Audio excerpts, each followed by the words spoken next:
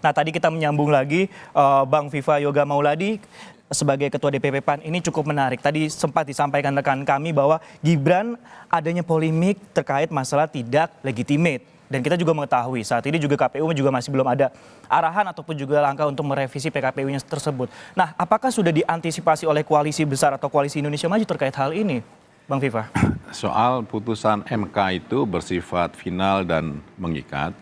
Final artinya punya kekuatan hukum tetap dan tidak ada upaya hukum lain yang dapat membatalkan putusan MK.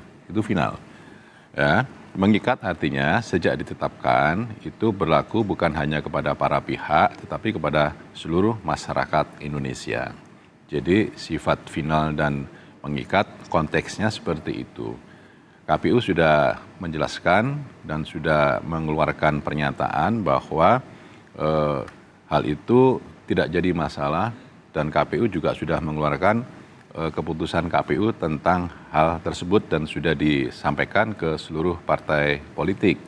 Jadi saya rasa berkaitan dengan putusan MK itu Pak Prabowo, Mas Gibran secara konstitusional telah memenuhi persyaratan untuk hal itu. Oke, sudah memenuhi persyaratan terkait dengan hal itu. Tapi kalau kita lihat lagi, kita flashback kembali ke hari Senin kemarin, ini kan juga cukup khawatir karena batas usianya 70 tahun. Sedangkan Pak Prabowo ini lebih dari 70 tahun. Ini kemarin sempat khawatir gak sih dari koalisi Indonesia Maju terkait putusan MK ini? Jujur. Saya 2 kali menjadi anggota Pansus Undang-Undang Pemilu di DPR. Tahun 2014 dan tahun 2017 yang sekarang menjadi Undang-Undang Nomor 7 Tahun 2017. Soal pasal batasan usia, Mas Sisko, itu ternyata di dalam 2 kali revisi undang-undang tidak mengalami perdebatan yang krusial. Yang krusial pada waktu itu adalah 1, sistem pemilu, yang kedua alokasi kursi per dapil, yang ketiga parliamentary threshold, yang keempat presidential threshold, yang kelima metode atau konversi suara menjadi kursi. Jadi batasan usia yang awalnya dari 35 tahun, kemudian di Undang-Undang Pemilu Nomor 7 Tahun 2017 itu dirubah, direvisi menjadi 40 tahun. Perubahan dari 35 tahun menjadi 40 tahun, itu juga tidak ada perdebatan krusial. Pada waktu itu suasana kebatinan anggota Pansus RUU Pemilu menyatakan bahwa kenapa ada penambahan agar ada bobot integritas, bobot pengalaman. Kalau semakin nambah usia secara kuantitatif itu akan semakin banyak pengalaman, akan semakin banyak beberapa persoalan yang menjadi wise, bijak dan lain sebagainya. Dan ada satu lagi ya, Nabi Muhammad itu diangkat jadi Nabi dan Rasul umur 40 tahun. Seperti itulah. Jadi artinya suasana kebatinan untuk merevisi dari 35 tahun menjadi 40 tahun itu tidak ada perbedaan krusial. Dan ini menjadi masalah kemarin, ada gugatan ke MK dan MK sudah memutuskan yang bersifat final dan mengikat dan seluruh masyarakat Indonesia, lembaga-lembaga negara harus tunduk patuh pada putusan Mahkamah Konstitusi. Sudah final dan mengikat untuk keputusan Mahkamah Konstitusi kemarin, jadi sekarang tinggal menggencarkan mesin politik di macam-macam ataupun juga di koalisi Indonesia Maju tentunya Bang Viva ya? Ya, betul. Jadi. Oke. Nah, saudara, kami juga jeda sebentar karena ada baca pres atau dalam hal ini bakal calon presiden yang juga ketua umum dari Partai Gerindra, Prabowo Subianto saat menemui relawan dan partai pendukungnya di Indonesia Arena GBK meminta doa restu untuk maju bersama bacawa pres Gibran Rakabuming Raka. Pasangan ini akan mewujudkan Indonesia yang lebih baik.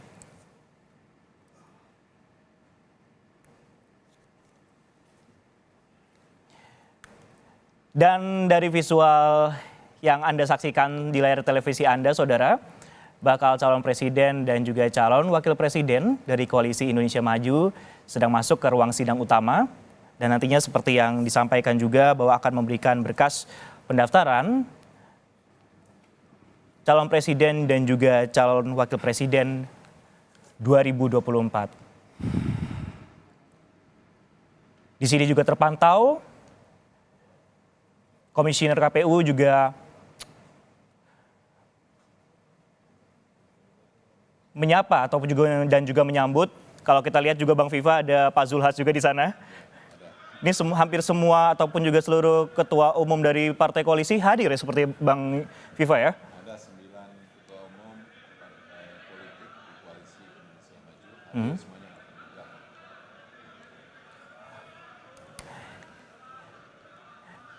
Ini juga cukup menarik Bang Viva. Kalau kita lihat dari perjalanannya Pak Prabowo Subianto, kalau kita lihat dari 2014, 2019, 2024 ini cukup menarik nih Bang Viva. Karena kalau di 2014 ini ternyata sebenarnya secara historis dengan PAN ini sudah ada ya. Apakah ini juga jadi alasan di 2024 untuk kembali mendukung Prabowo Subianto?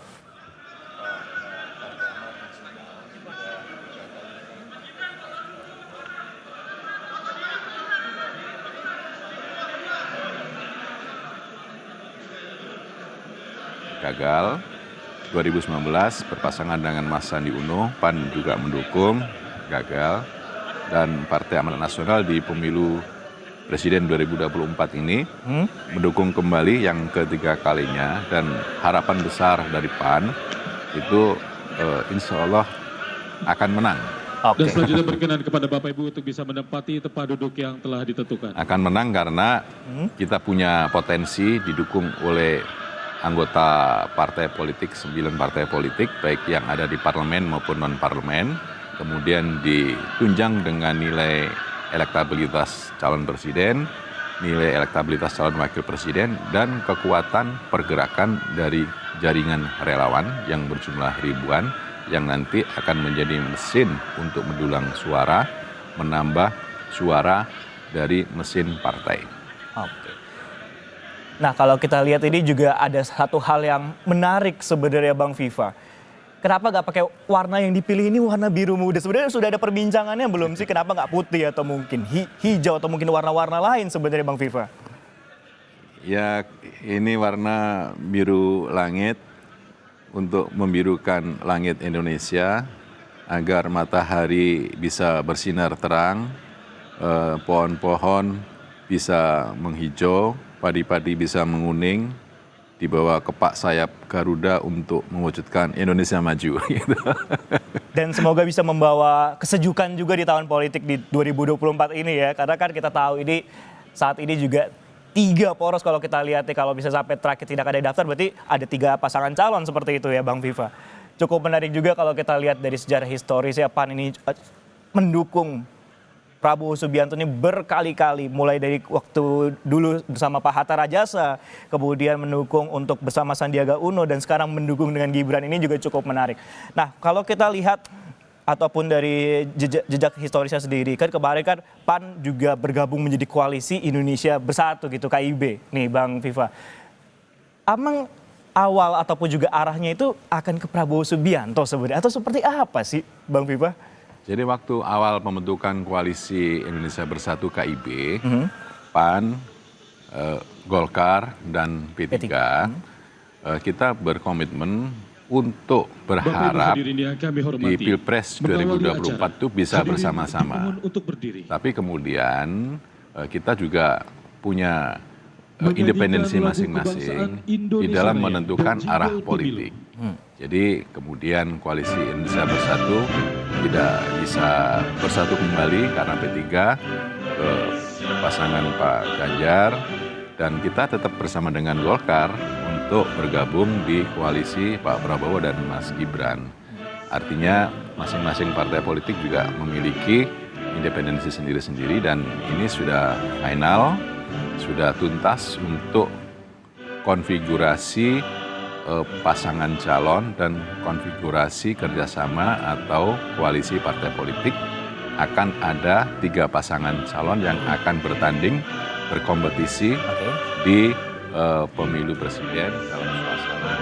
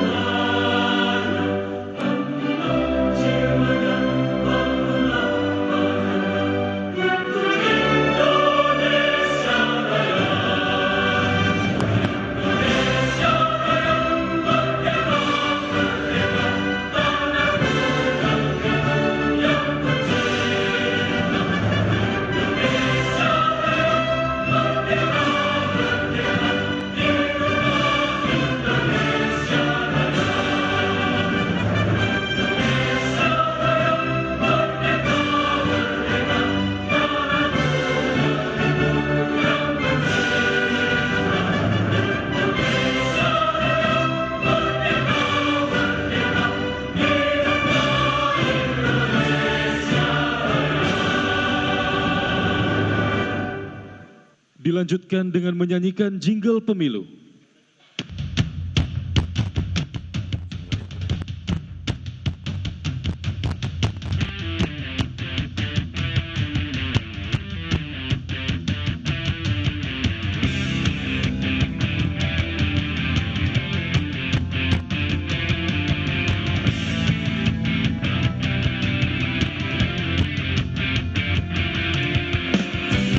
Waktunya untuk gunakan hak pilih kita, salurkan aspirasi bersama demi bangsa.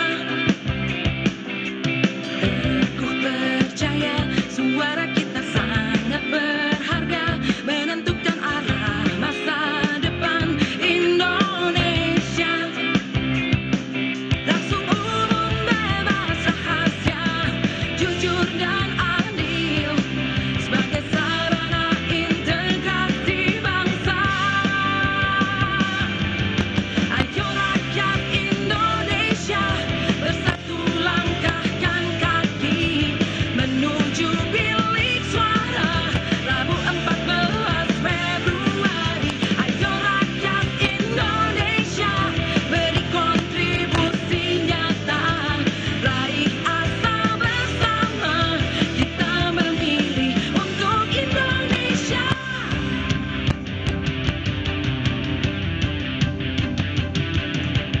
Tiba waktunya untuk gunakan hak pilih kita, salurkan aspirasi bersama demi bangsa. Teguh percaya suara kita sangat berharga, menentukan arah masa depan Indonesia. Langsung, umum, bebas, rahasia, jujur dan adil, sebagai sarana integrasi bangsa. Ayo rakyat Indonesia, bersatu langkahkan kaki menuju bilik suara Rabu 14 Februari. Ayo rakyat Indonesia, beri kontribusi nyata, raih asa bersama, kita memilih untuk Indonesia.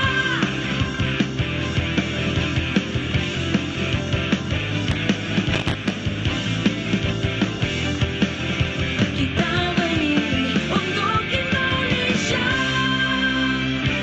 Hadirin disilakan duduk kembali. Ya, tadi kita baru mendengarkan lagu kebangsaan Republik Indonesia, Indonesia Raya. Tadi kita menyaksikan di mana baca pres juga baca wapres dari Koalisi Indonesia Maju bersama dengan Ketua Umum dari Partai Koalisi juga hadir di Komisi Pemilihan Umum Republik Indonesia. Tadi kita juga sempat berbincang juga dengan Bang Viva, kita lanjutkan.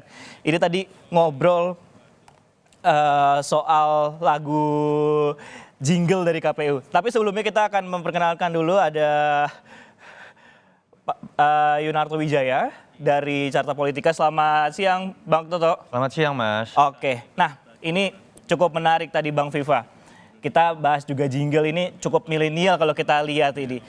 Pemilihnya juga kebanyakan juga milenial juga saat ini. Nah ini bagaimana kemudian cara dari Koalisi Indonesia Maju untuk menarik pemilih milenial saat ini nantinya? Strateginya apa dari jingle lagu dari setiap partai politik atau seperti apa sebenarnya? Ya, salah satu faktor kenapa memunculkan nama Mas Gibran itu kita ingin melakukan representasi bahwa Mas Gibran adalah bagian dari kaum milenial, dari Gen Z, di mana pada saat Pilpres 2024 nanti daftar pemilih tetap untuk kaum muda relatif tinggi, sekitar 50% lebih, dan itu menjadi potensi atau basis suara yang signifikan untuk diperebutkan. Tentunya masing-masing pasangan calon juga memiliki perhatian untuk itu, tetapi dari Koalisi Indonesia Maju kita punya keyakinan untuk dapat meraih suara kaum milenial, kaum muda, Gen Z lebih atraktif ya, lebih kreatif, lebih inovatif, sehingga apa yang akan kita tawarkan nanti itu bisa menjadi pemenuhan harapan dari mereka sebagai kaum muda. Nah, kita dari Bang Viva kita ke Mas Toton yang baru hadir juga di sini. Kita ngelihat nih Mas, udah ada 3 kemudian poros ataupun juga 3 baca pres juga cawapres juga yang sudah mendaftarkan seperti itu. Ada Ganjar Mahfud, kemudian ada yang saat ini mendaftar ke KPU Republik Indonesia ada Prabowo Gibran. Kemarin sebelumnya juga ada Anies Caimin. Nah, kalau melihat dari ketiganya, ini seberapa jauh sih peluang dari masing-masing capres ataupun juga bacawa pres ini? Ya, kalau kita lihat sebetulnya Pak Prabowo harus diakui memiliki momen dalam beberapa bulan terakhir ketika arah-arah angin dari pertanyaan sebagian pemilih Jokowi mengenai Pak Jokowi ini mendukung siapa, memang terlihat Pak Prabowo ini mendapatkan efek positif ya.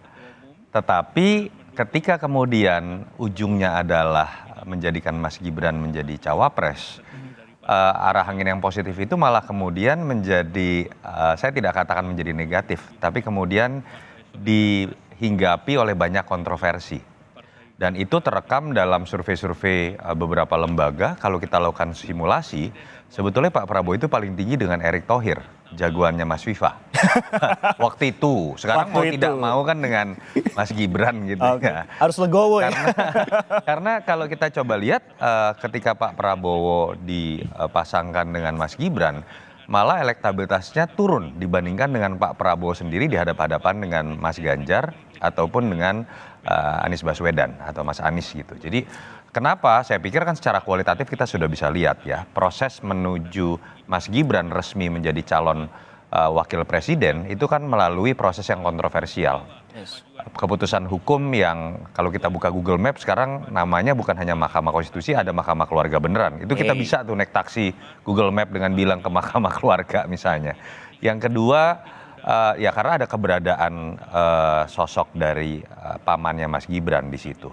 Dan kemudian kalau kita lihat juga sebelum-sebelumnya kan isu politik dinasti sendiri sudah menjadi kontroversi tersendiri. Bahkan sebagian pemilih Jokowi tidak percaya bahwa Pak Jokowi akan merestui. Kenapa? Kebanyakan pemilih Jokowi itu dulu memilih Pak Jokowi karena dia adalah simbol demokrasi bottom up. Tanpa harus menjadi darah biru, tanpa harus menjadi bangsawan politik dan ketua umum, tapi karena faktor meritokrasi dia bisa menjadi seorang presiden, pemimpin tertinggi. Tapi legacy yang ditunjukkan dalam akhir masa jabatannya adalah hal yang 180 derajat berbanding terbalik. Itu yang kemudian malah kalau dibaca di survei, keberadaan Gibran dalam konteks persepsi itu malah menjadi beban buat Pak Prabowo. Dia adalah liabilities bukan aset. Nah pertanyaannya kemudian kan adalah kalau kemudian surveinya lebih rendah, ada kontroversi di situ, kenapa tetap dimajukan Mas Gibran? Pilihannya kan jawabannya bisa 2. Kalau jawaban pertama, jangan-jangan memang Pak Jokowi dan Mas Gibran ngotot. Itu kan spekulatif dan tidak bisa kita buktikan. Bisik-bisik di panggung belakang di antara elit. Tapi kalau dalam konteks analisis politik secara teoritis, survei itu kan hanya membaca persepsi publik. Sementara fakta dari hasil pemilu itu seringkali juga ditentukan oleh apa yang disebut dengan mobilisasi. Disitulah teori politik mengenai intervensi kekuasaan, mobilisasi aparat, yang semoga tidak terjadi, itu yang satu-satunya bisa menjadi jawaban gitu. Misalnya orang nanti akan bertanya, polisi yakin akan netral? Tentara yakin akan netral? Kepala desa apakah bisa netral? Dan ketika kemudian bahkan orang mengatakan Pak Jokowi kan juga dulu pernah maju, incumbent, kok tidak segininya dituduh curang? Malah ada yang menjawab dengan jawaban ringan ya. Kadang-kadang orang buat dirinya sendiri itu tidak all out ketika anaknya yang kemudian sedang bertanding, kira-kira seperti itu. Itulah yang kita tolak dari politik dinasti termasuk saya. Bukan mengenai keberadaan darah biru. Bukan mengenai seseorang ketika anak presiden tidak punya hak untuk maju. Tapi ada kode etik di situ, kalau tidak melalui keputusan kontroversial di Mahkamah Konstitusi yang ada potensi konflik of interest karena pamannya ada di situ. Dan kalau kemudian dia maju ketika ayahnya tidak lagi berkuasa, ini tidak akan menjadi masalah. Itu yang menurut saya akan jadi PR buat tim Ganjar Mahfud dan tim Amin. Bagaimana kemudian mereka bisa memastikan yang mereka lawan ini bukan negara. Yang mereka lawan adalah branding dari Pak Prabowo dengan Mas Gibran. Pasti dengan tentunya ada sejumlah isu yang kemudian diangkat juga oleh Mas Toto terkait masa dinasti politik akan menguntungkan juga mungkin dari menguntungkan ataupun juga ada side bad effect-nya juga pasti ya kan dampak buruknya. Tapi bisa nggak dengan pemilih-pemilih ataupun juga orang-orang yang mungkin kecewa dengan adanya dinasti politik ini justru malah menguntungkan pasangan lain sebenarnya Mas Toto? Betul. Berapa besar kalau dilihat dari level persepsi kan jelas Pak Prabowo akan lebih diuntungkan dengan Mas Erik. Mas Erik itu juga tokoh anak muda tapi tidak kontroversial. Tapi karena tidak dipilih? ayahnya namanya bukan Joko Widodo, presiden yang masih berkuasa gitu ya. Dan tetapi kenapa tetap dipilih Gibran tadi? Persepsi dirugikan betul. Kalau kita mau berasumsi secara kualitatif ya, salah satu yang bisa diuntungkan pertama menurut saya pasangan Amin. Kenapa? Kalau kita lakukan pembedahan data terhadap segmen mana sih yang masih menopang kekuatan elektoral Pak Prabowo, ternyata bukan pemilih Jokowi di 2019. Tapi pemilihnya Pak Prabowo sendiri di pemilu 2014-2019 yang cenderung anti terhadap Jokowi. Mungkin pemilih ini masih tetap memilih Pak Prabowo ketika disurvei karena mereka bisa mengerti argumentasi Pak Prabowo bergabung dengan Pak Jokowi jadi menteri demi kebutuhan bangsa, persatuan nasional, rekonsiliasi. Tapi ketika ujungnya adalah menarik anak kandungnya Pak Jokowi yang baru 2 tahun menjadi wali kota, di situ mungkin akan ada kekecewaan secara emosional bahwa Anda yang punya karakter kepemimpinan yang kuat kok sampai sebegininya tidak percaya diri, bertarung hanya karena 2 kali kalah dengan Jokowi, sampai harus menggandeng anak kandung Pak Jokowi. Kalau itu terjadi kalau Erick Thohir yang ditarik, isu itu tidak akan se ekstrim itu. Pada titik